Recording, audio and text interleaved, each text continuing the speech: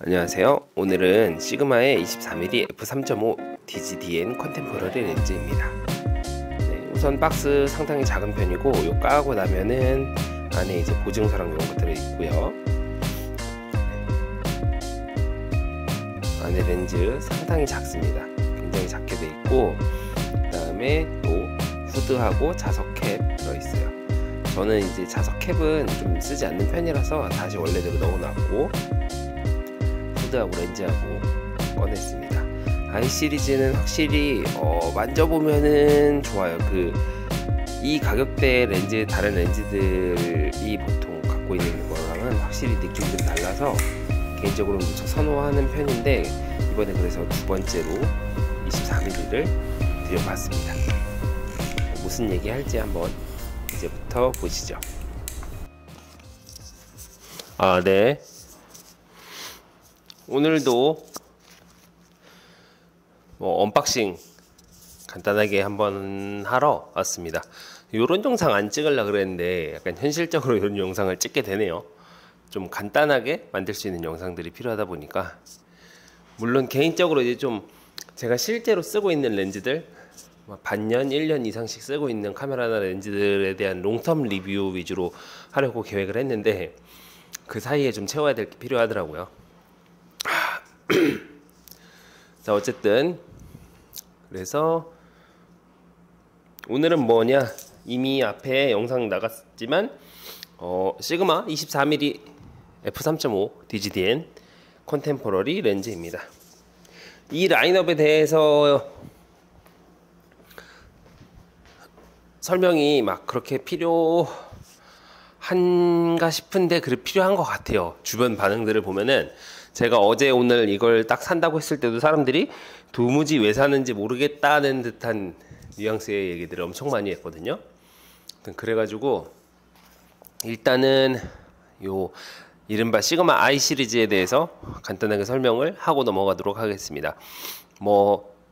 대략적인 설명 같은 거, 컨셉 이런 거는 이제 시그마 홈페이지 같은 데 충분히 잘 나와 있으니까 그거를 보시면 좋겠지만, 그거 말고 실제 유저 입장에서의 I 시리즈는 어떤 렌즈냐, 개인적으로는 적당히 쓸 수 있고, 그리고 충분히 이제 그 이미지 품질에서 타협하지 않을 수 있는 정도의 렌즈인 것 같아요. 옛날에는 시그마가 이제 원래 아트 시리즈로 굉장히 유명세를 떨쳤잖아요.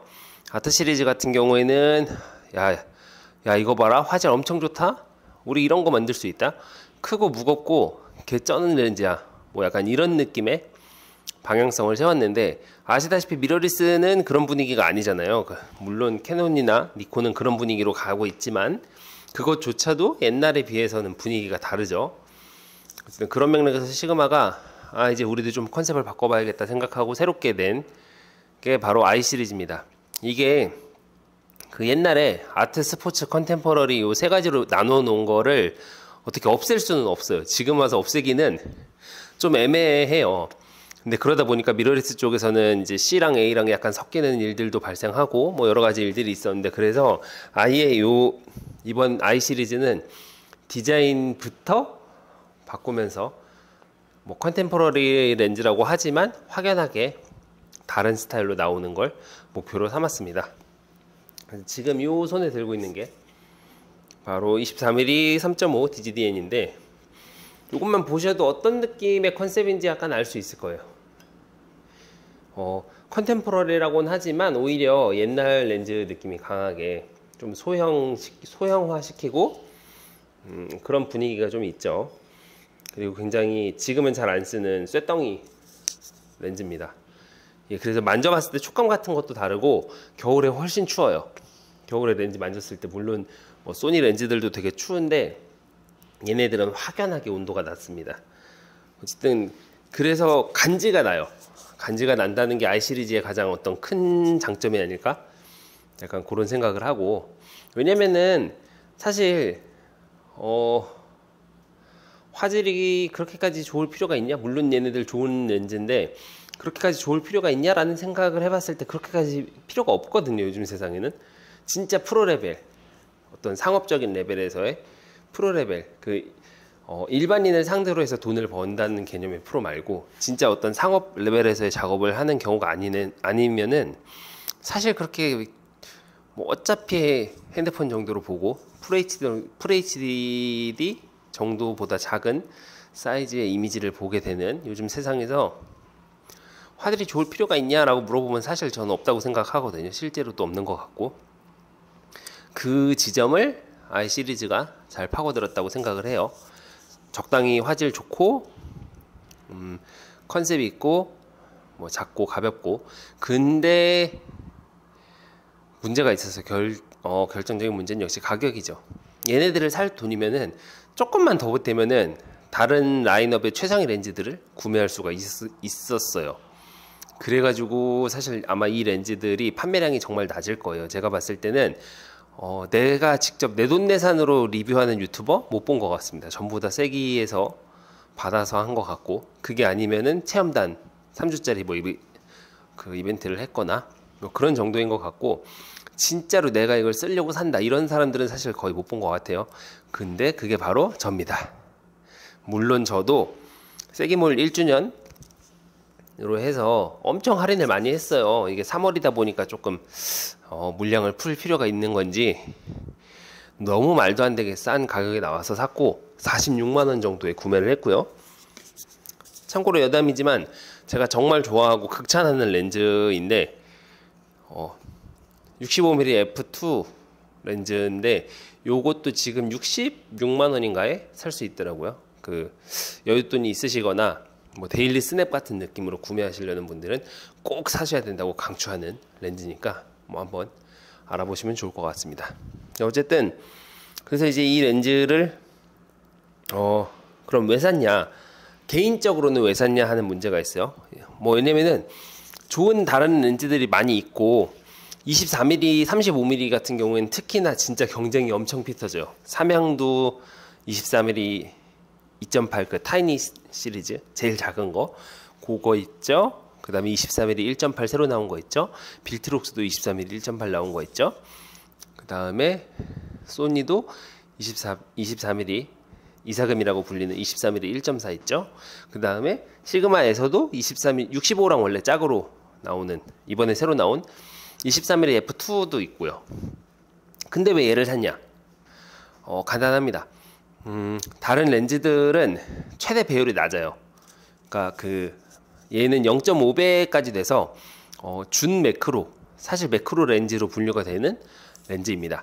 이게 무슨 의미냐면은 제가 찾아봤는데 24mm 렌즈들 중에 매크로가 되는 렌즈는 이거랑 탐론밖에 없어요. 탐론 24mm 2.8 렌즈인데 그거는 OSD 모터를 써가지고 굉장히 구형 스타일, 그러니까 흔히 말하는 DC 모터를 채용한 렌즈고 싼 맛에 쓰는 렌즈라서 이제 뭐 좋은 렌즈지만 미러리스 시대에는 맞지 않는 것 같아서 그거 안 사고 이걸로 샀거든요.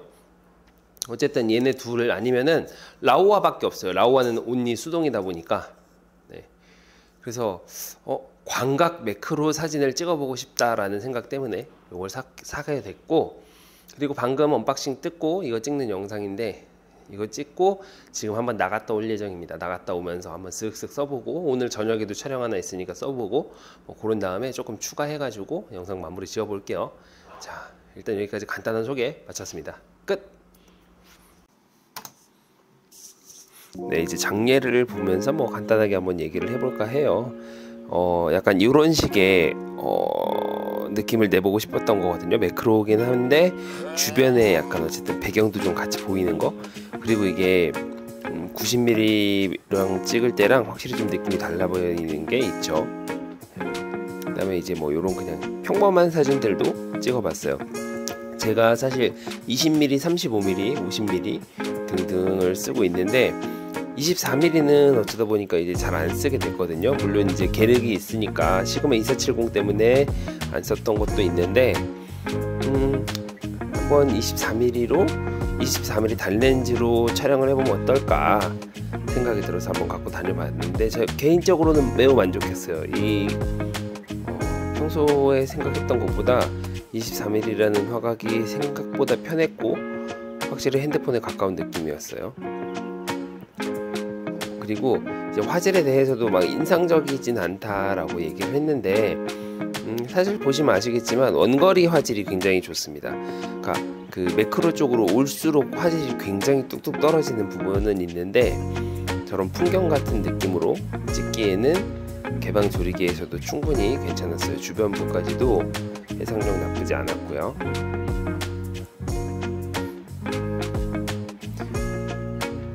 자, 이제 요런 느낌이 굉장히 가까이서 찍는 거거든요. 거의 렌즈가 거의 완전 닿을락말락한 후드는 닿아요. 저 정도까지 들어가면. 하여튼 그래서 굉장히 소프트한 느낌의 매크로, 좀 특이한 느낌의 매크로를 찍을 수 있었습니다. 그리고 이런 식으로 뭔가 아무데나 부담 없이 들이댈 수 있는 0.5배라는 게 사실 엄청나게 매크로기 때문에 우리가 상당히 가깝게 들어간다고 얘기하는 렌즈들이 대부분 0.25배에서 0.3배 뭐 이 정도거든요. 근데 0.5배 정도 되면은 실질적인 매크로에서는 충분합니다.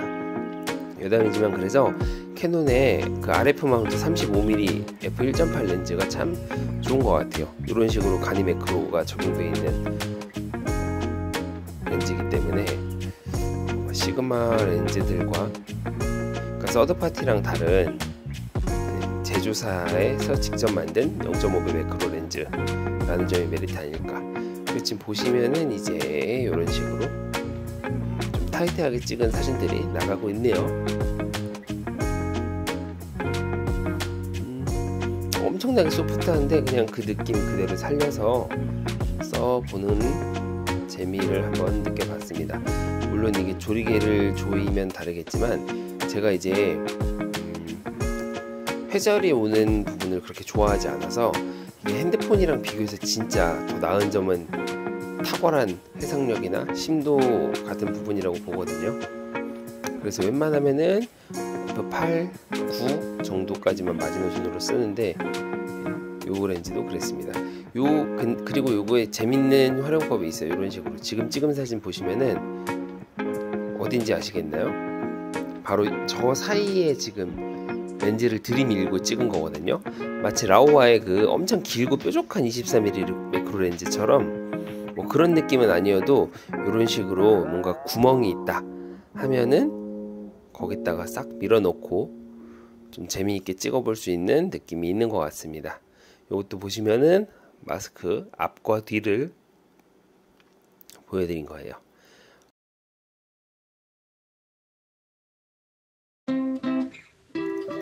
네, 렌즈 사온 날 마침 저녁에 이제 개인 작업하는 게 하나 있었어가지고 인물 촬영하는데도 조금 써봤어요. 지금 촬영 현장 BTS 잠깐 보여드리고 있고 내용은 뭐 특별한 건 아니었는데 생각보다 인물에 적용시키기에는 조금 어려웠던 느낌이 있었고요. 하지만 조금 평소에 쓰지 않던 다이내믹한 구도를 시도해 볼 수 있다는 것 자체는 재밌었어요. 와, 신기하다. 대박. 아, 오케이. 와. 제 얼굴은 안 나올 거지만. 와. 저 요즘 한창 못생김이 절정이라. 자, 안녕하세요. 안녕하세요. 네, 예. 오늘 저랑 같이 아직 결과물은 못 보셨지만 이제 그 광각 렌즈를 활용한 네. 어떤 사진 찍는 어떤 프로젝트를 같이 해봤는데 뭐 오늘 어떠셨는지. 재밌었습니다. 신기한 경험이네요. 매번 하던 촬영이랑 달라가지고 조금 잘할 수 있을까 걱정도 많았는데 재밌었습니다. 그럼 여기서 자연스럽게 매번 하던 촬영은 뭐죠? 이렇게 자연스럽게 자기 홍보. 매번 하던 촬영이요? 네. 제가 이쁘고 멋지고 잘 나올 수 있는 사진 촬영이지 않을까. 그쵸. 그래서 오늘은 확실히 예쁜 느낌이랑은 좀 거리가 멀게 맞아요. 해봤었는데 그래도 약간 섹시한 느낌도 함께 좀 같이 해봤는데 그런 건 어땠어요? 재밌었어요. 사실 여러분 이게 지금 사진을 아직 보기 전이라 네, 크게 자세한 얘기가 나오기가 어려워요. 맞아요. 네, 중간중간 요걸로 이게 프리뷰는 보여줬지만 뭐 그래서 나머지는 어차피 뭐 인스타나 이런 데 또 잘 올리실 거니까. 네, 말하는 댄서 사랑해주세요. 유튜브. 너무 급발진. 근데 여기서 한번 약간 타이밍 살짝 쉬었다가 자연스럽게 한번 깔아드릴게요. 약간 인스타나 이런 데 이제 또 올라가실 건데 그런 김에 인스타나 뭐 유튜브 채널 같은 데 홍보 한번. 아, 네. 저 말하는 댄스라고 있거든요. 네. 인스타 말고 유튜브에 있으니까 네, 좋아요랑 구독과 네, 댓글 설정, 알림 설정. 네, 해주세요. 네, 감사합니다. 네, 초보 유튜버들끼리 만나서 지금 그렇네요. 아주 어렵습니다. 그래서 어쨌든 오늘 뭐 이렇게 간단하게 촬영을 한번 해봤고, 네, 뭐 나머지는 이제 뭐이 뒤에 또 편집을 해서 붙이겠지만, 뭐 사진을 같이 보면서 이제 뭐 제가 얘기하는 그런 거를 할 예정입니다. 네. 네. 또 오늘 수고해 주셔서 감사합니다. 고생하셨습니다. 네, 다음에 또 뵙겠습니다. 안녕히 계세요. 퇴근. 네. 네, 다시 왔고요. 아까 뭐 촬영하는 것도 이렇게 잠깐 보셨을 거고, 그리고 제가 아까 나갔다 오면서 뭐 그냥 동네 돌아다니면서 몇 장 찍은 것도 있고 있어요. 사진들을 보면서 얘기를 조금 드리자면, 일단 확실히 화질이나 그런 거는 예상한 대로예요. 별로 좋은 편은 아니라는 거죠. 막 이게 인상적인 느낌의 화질을 보여주는 렌즈일 수는 없어요. 이게 잘 아시겠지만 요즘 렌즈들은 크기가 중요해요. 그러니까 여전히 뭐 옛날에 시그마 아트 105mm 이런 거 나올 때처럼 무조건 클수록 좋다 이 정도 느낌까지는 아닌데 그 크기와 뭐 나머지 여러 가지들의 좀 절묘한 밸런스를 맞춰가는 단계에 있다고 생각이 들고, 그런 렌즈 설계 기술이 그런 맥락에서 봤을 때 결국에는 어쨌든 물리적인 영역을 뛰어넘지 못하는 게 분명히 있어요. 이 렌즈도 230g짜리예요. 근데 사실 메탈 소재를 썼는데 그 정도라는 거는 뭐 비슷하게 많이 나오는 렌즈가 이제 소니의 24mm 2.8G 렌즈인데, 그거랑 비교를 해봤을 때도 뭐 크게 다를 바 없을 거다라고 생각이 들죠. 그리고 실제로도 그 렌즈는 그 G 트리오 렌즈 중에서도 화질이나 이런 부분이 좀 안 좋은 렌즈로 평가받고 있기도 하고, 그리고 제가 35mm 2.8 사이즈 렌즈를 굉장히 좋아하고 잘 쓰고 있어요. 근데 사실 화질만 놓고 보면은 뭐 탐론 2875라든지 이런 렌즈들이랑 비교해봐도 사실 거기서 거깁니다. 그러니까 단렌즈로서 뭔가 옛날에 사람들이 흔히 생각하는 단렌즈면 화질이 무조건 좋아 이런 느낌은 아니에요. 그만큼 줌렌즈가 좋아졌고, 줌렌즈도 더 커지고 대형화됐고, 약간 그런 반면에 단렌즈는 지금 반대로 소형화의 길을 걷는 분위기라, 어쨌든 그런 걸 고려했을 때 이 렌즈가 화질적으로 인상적인 느낌은 아니다. 근데 이제 장례를 보셨겠지만 장례에서처럼 뭔가 좀 더 재미있는 느낌의 표현을 해볼 수 있는 그런 여지는 있다. 사실 오늘 이제 인물 같은 경우에는 그게 막 엄청 잘 드러나지는 않았던 것 같아요. 이제 제가 아무래도 오늘 처음 만져보다 보니까 익숙하지 않았던 게 있고, 조명을 좀 백으로 놓고 써보면 더 재미있는 게 나오지 않았을까 싶긴 한데, 뭐 그런 부분들은 앞으로 차차 더 만져볼 거고요. 어쨌든 그래서 이거를 뭐 만족하냐 그러면은 한 90% 정도 만족한다고 봅니다. 아까 말씀드렸다시피 이 렌즈는 대체제가 없어요. 그러니까 아예 애초에 대체제가 없는 렌즈이기 때문에, 그러면은 뭘로 이 렌즈의 만족도를 정해야 되는가인데 화질이거든요. 결국 화질이래. 제가 봤을 때는 화질이랑 가격, 결국 이 두 가지 측면인 거잖아요. 근데 이번에 제가 46만 원 정도에 구매를 했고, 그러니까 아마 이제 세기 PNC에서 프로모션을 조금 그렇게 사실 잘하는 편은 아니라고 보는데, 그러니까 효과적으로 하지 않는다는 느낌이죠. 근데 이런 식으로 1년에 한 번 정도씩 좀 크게 풀어주는 거는 예전 박싱데이 때부터 계속 있었고, 그런 맥락에서 봤을 때 저는 더 싸게 나올 리는 없다 이러고 산 거거든요. 만약에 이거 말고 45mm 2.8 샀다면 40만 원 정도에 살 수 있었어요. 신품 렌즈 치고는 말도 안 되는 가격이죠 지금. 어쨌든 그런 상황이라서 가격 덕분에라도 90점 정도 점수를 먹고 들어간다 라는 생각입니다. 한번 이제 봄이 다가오니까 앞으로 좀 꽃사진 찍으러 다니면서 이 렌즈를 조금 더 잘 활용해 볼 생각이고, 어쨌든 간에 이런 가벼운 렌즈, 가벼우면서 어느 정도의 화질과 매크로가 되는 24mm 렌즈를 마련했다는 점에서 의의를 두고 싶네요. 뭐 오늘 간단하게라고 하기에는 뭐 소개도 했고 사진도 찍었고 뭐 얘기했지만, 어쨌든 뭐 간단하게 조금 시그마 24mm 3.5 디지 DN 렌즈에 대해서 얘기를 해봤습니다.